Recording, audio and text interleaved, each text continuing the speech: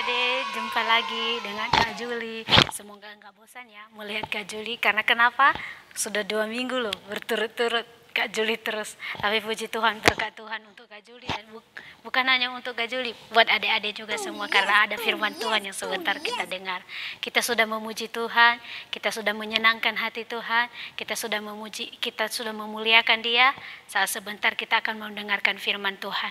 Kalau kita mau mendengarkan firman Tuhan, kita siapkan hati, kita buka hati, siapkan pendengaran kita. Kiranya firman Tuhan yang kita dengar tidak berlalu begitu saja. Yuk, sebelum kita dengar firman Tuhan, kita mau berdoa, kita lipat tangan, kita tutup mata. Kita berdoa ya. 1, 2, 3. Terima kasih Bapak yang baik, terima kasih Tuhan Yesus. Kembali kami mengucap syukur, berterima kasih kepadamu, di mana Engkau sudah menolong memberkati kami. Kami sudah memuji memuliakan Tuhan, dan sebentar Bapak kami mau duduk diam tenang untuk mendengarkan firman-Mu. Berkati firman-Mu yang sebentar kami dengar, berikan kami hikmah pengertian yang daripada Tuhan. Kiranya firman-Mu yang kami dengar, kami boleh tanamkan dalam hati kami, bahkan kami boleh melakukannya dalam setiap kehidupan kami, anak-anak sekolah minggu. Terima kasih Tuhan, kami berdoa buat kakak guru sekolah minggu yang mengajar, berikan hikmah, berikan akal budi daripada Tuhan. Kiranya firman yang disampaikan Tuhan, kami boleh mengerti dan kami boleh melakukan dalam setiap kehidupan kami. Terima kasih Tuhan, kami serahkan pemberitaan firman-Mu hanya di dalam nama Tuhan kami Yesus Kristus kami telah berdoa dan mengucap syukur. Haleluya, amin. Puji Tuhan, kita sudah berdoa kepada Tuhan. Sudah siap mendengar firman Tuhan? Ya, pasti sudah siap ya. Kalau ada makanan di tangannya, kalau ada jajan disimpan dulu ya. Kalau ada lagi main game, ditutup dulu. Siapkan hati, ambil Alkitabnya, kita akan mendengarkan firman Tuhan. Nah, pagi hari ini kakak akan menceritakan sebuah kisah. Iya, sebuah kisah. Dramatis banget, kayak drama dari zaman-zaman dulu gitu. Enggak, tapi yang kakak ceritakan hari ini adalah kisah. Ya, di dalam Alkitab ada sebuah keluarga, ada satu keluarga yang terdiri dalam keluarga itu ada ayah, ibu dan anak. Nah, tapi di sini ya keluarga ini terdiri dari ada ayah ini bernama Elkana, dan ada 2 ibu. Nah, ibu yang pertama namanya Hana dan ibu yang kedua namanya Penina. Hana, ibu pertama tidak punya anak. Nah, sedangkan ibu yang kedua dia punya anak laki-laki dan perempuan. Nah, Hana ini karena dia tidak punya anak, dia sedikit agak gimana ya bilangnya, dia mungkin minder ya sama si temannya atau sama si Penina, ibu yang satu. Karena kenapa? Mungkin dalam hatinya, kok aku nggak punya anak, kok dia punya anak. Nah, tapi lebih ngerinya lagi nih adik-adik, Penina dia sering menyakiti hati Hana. Dia sering bikin hati Hana sedih dan bikin Hana menangis. Karena kenapa? Dia sering bikin bangga-banggakan diri di depan Hana. Lihat saya punya anak, lihat saya punya anak perempuan dan laki-laki. Coba kamu nggak punya anak. Nah, Hana sering menangis akan hal itu. Nah, tetapi suami mereka ini sama-sama menyayangi mereka, sama-sama peduli, sama-sama care sama mereka. Nah, suatu hari mereka pergi ke Bait Allah. Nah, namanya di situ ke Silo. Nanti adik-adik bisa buka ya, bisa baca di dalam 1 Samuel pasal 1 ayat 1 sampai ke ayat 17. Di situ dikatakan. Bisa nanti dilanjutkan ke ayat-ayat berikutnya. Nah, mereka Elkana membawa mereka ke Silo. Nah, di sana apa yang mereka kerjakan? Mereka datang ke Bait Allah, mereka datang di rumah ibadah. Nah, di sana mereka membawa persembahan mereka kepada Tuhan. Hana dia datang, dan dia datang di dalam rumah Tuhan, dia membawa persembahannya kepada Tuhan. Nah, hari berganti, Hana terus ada di dalam Bait Allah. Suatu hari ini dia datang di dalam rumah Tuhan, Dia berdoa dengan sungguh-sungguh kepada Tuhan. Kenapa? Dia rindu, dia punya kerinduan si Hana. Ternyata si Hana ini dia punya kerinduan supaya dia punya anak. Nah, dia datang kepada Tuhan, dia berdoa dengan sungguh-sungguh kepada Tuhan. Dia berdoa dengan menangis terseduh-seduh. Sampai dia pas berdoa itu, dia tidak berkata-kata, tetapi hanya mulutnya saja yang kami. Nah, ternyata di dalam bait Allah itu ada seorang imam. Imam itu bernama Imam Eli. Dia melihat, dia memperhatikan apa yang dilakukan oleh Hana ini. Dia pikir Hana ini sedang mabuk. Karena dia berpikir kalau lagi berdoa kok nggak ada suaranya. Kok yang ada hanya nangis terus mulutnya kami aja. Nah, setelah dia dekat dan dia perhatikan, dia berkata kepada Hana, "Kenapa kamu?" Dia tanya, "Kenapa kamu menangis? Kenapa kamu sedih sekali?" Lalu Hana menceritakan kepadanya apa yang dia lakukan. Dia berkata, "Aku sedang berdoa kepada Tuhanku. Aku mempunyai pergumulan, aku mempunyai doa kepada Tuhanku." Lalu Imam Eli berkata kepadanya, "Apa yang menjadi doamu, Tuhan akan berikan kepadamu." Nah, setelah berlalu 1 tahun, Tuhan ingat kepada si Hana, sehingga Tuhan memberikan dia seorang anak yang bernama Samuel, yang artinya aku telah meminta. Nah, sebelum dia menerima janji Allah, adik-adik yang saya kasih dalam Tuhan Yesus Kristus, dia berkata kepada Tuhan, "Tuhan, kalau Tuhan memberikannya kepadaku, itu anak nanti akan serahkan kepada Tuhan, menjadi pelayan Tuhan." Nah, janji Hana setelah dia terima dari Tuhan, dia akan berikan sesuai dengan janjinya kepada Tuhan juga. Dan bukan hanya itu, adik-adik. Setelah itu Hana terus sampai besar anaknya itu, dia bawa anaknya, dia ajak anaknya di dalam rumah Tuhan. Sehingga kalau kita lihat selanjutnya cerita daripada kisah daripada Samuel ini, dia menjadi pelayan Tuhan. Nah, dari kisah ini, dari kisah daripada Ibu Hana ini, apa yang kita ambil?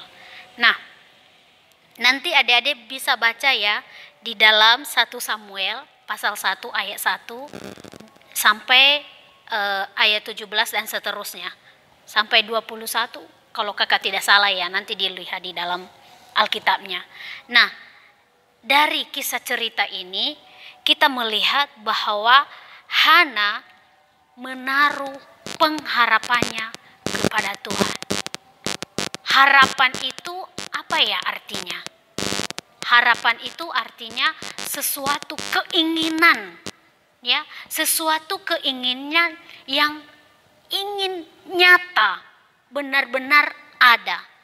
Hana dalam cerita yang kakak sampaikan tadi terbukti harapannya nyata, Tuhan akan kasih kepadanya. Walau bukan hanya dalam waktu dekat, lama loh adik-adik 1 tahun. Tetapi Hana tidak menghiraukan itu. Dia tidak mempedulikan lama cepat. Yang penting dia terima apa yang dia harapkan, apa yang dia minta kepada Tuhan. Nah, Hana dia menaruh harapannya kepada Tuhan. Karena kenapa? Pertama, dia itu sangat mengasihi Tuhan. Adik-adik saat ini yang ada di rumah, adakah engkau punya harapan? Atau adakah engkau punya cita-cita yang ingin kamu capai dalam hidupmu? Kalau ada, taruhlah harapanmu itu, taruhlah cita-citamu itu ke dalam Tuhan. Taruhlah cita-citamu itu kepada Tuhan. Nyatakan kepada Tuhan. Kalau Tuhan yang berkehendak, pasti akan Tuhan berikan kepadamu. Amin. Ya, amin. Hana lagi adik-adik yang saya kasihi di dalam nama Tuhan Yesus Kristus. Meskipun kalau kita lihat ceritanya tadi, dia dibuat oleh Penina sedih, dia sering diejek oleh Penina dengan sedih, dia tidak membalas loh adik-adik. Setelah dia dikasih anak oleh Tuhan, justru dia mengasihi Hana. Nah, satu pelajaran kepada kita juga. Ada banyak loh, kalau kita lihat anak-anak, kalau dia punya makanan, kalau dia lihat temannya enggak ada makanan, pasti dia, ini, padahal dia nggak mau kasih. Supaya temannya itu sedih. Itu tidak boleh loh adik-adik. Itu tidak boleh. Kalau mau memberi, berilah. Kalau memang juga tidak, ya tidak. Jangan dibuat hati teman sedih. Itu tidak boleh. Tuhan tidak menghendaki itu kepada kita sebagai anak-anak Tuhan. Jangan seperti Penina.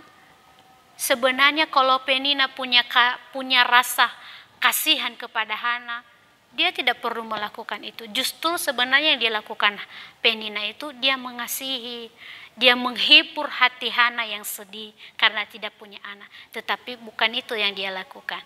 Jangan ditiru ya. Jangan ditiru perbuatan Penina. Tapi apa yang kita ambil di sini?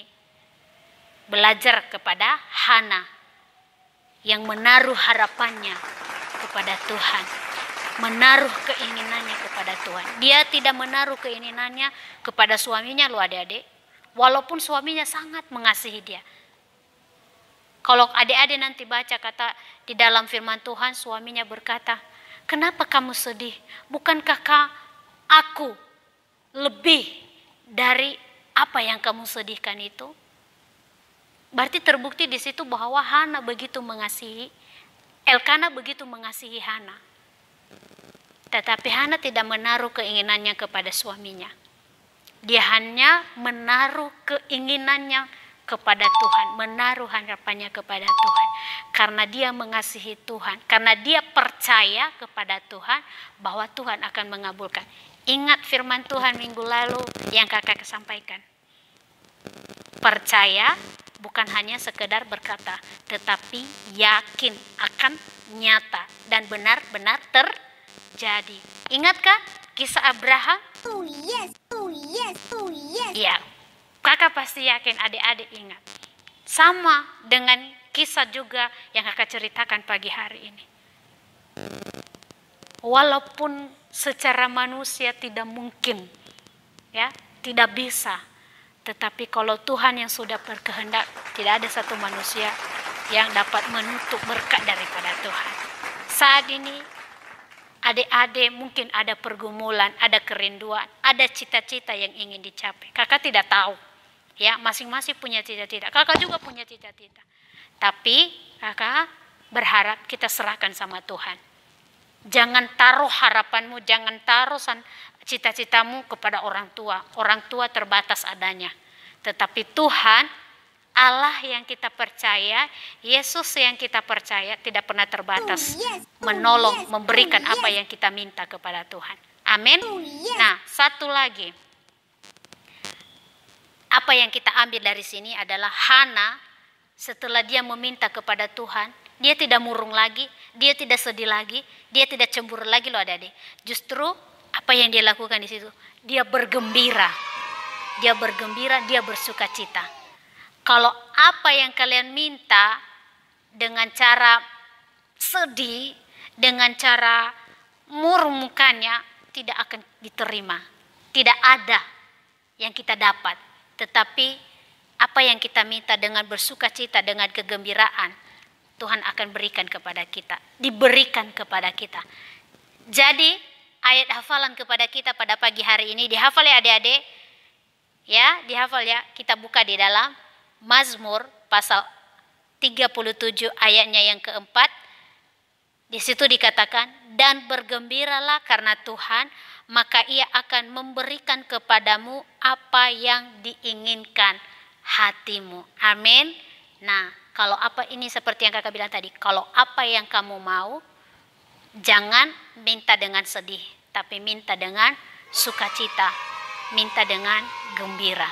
Tuhan katakan apa yang diinginkan oleh hatimu pasti akan diberikan oleh Tuhan dengan sukacita, tidak dengan sedih. Karena Tuhan tidak suka dengan sedih. Ya, haleluya. Haleluya. Demikian saja firman Tuhan yang bisa kakak bagikan pada pagi hari ini. Kiranya firman Tuhan ini jadi kekuatan bagi kita semua. Kita akan tutup pemberitaan firman Tuhan. Kita akan berdoa kepada Tuhan. Terima kasih Bapa yang baik. Terima kasih Tuhan Yesus. Kembali kami mengucap syukur kepadamu atas anugerah-Mu, pertolongan-Mu kepada kami. Terlebih kebenaran firman-Mu yang sudah akan kami dengar, yang mengajarkan kami untuk kami menaruh harapan kami kepada Tuhan. Apa yang menjadi cita-cita kami, apa yang menjadi kerinduan kami untuk masa depan kami, untuk ke depannya Tuhan, kami hanya serahkan ke dalam tangan Tuhan. Kami percaya Engkau Tuhan yang memberikan yang terbaik bagi kami. Engkau Tuhan yang menjawab setiap kerinduan-kerinduan kami. Berkati kami semuanya Tuhan, kiranya firman-Mu bukan hanya sekedar kami dengar saja, tetapi kami boleh menjadi pelaku-pelaku kebenaran firman-Mu. Berkati juga kakak guru sekolah minggu yang sudah mengajarkan kami, kiranya Tuhan pakai lebih heran, lebih luar biasa lagi. Terima kasih Bapa yang baik, kami mengakhiri pemberitaan firman-Mu pada pagi menjelang siang ini. Hanya di dalam nama Tuhan kami Yesus Kristus, kami telah berdoa dan mengucap syukur. Haleluya. Amin. Puji Tuhan adik-adik, diberkati Tuhan kan? Haleluya. Sebelum kakak akhiri pemberitaan firman Tuhan ini, kita mau tepuk Yesus dulu ya. Tepuk Yesus. Yes. Sus. Yesus. Yes. Demikian saja firman Tuhan, pemberitaan firman Tuhan pada siang hari ini. Tuhan Yesus memberkati. Kembali minggu depan di hari yang sama, jam yang sama dengan kakak guru yang berbeda. Semangat ya adik-adik, semangat. Dah.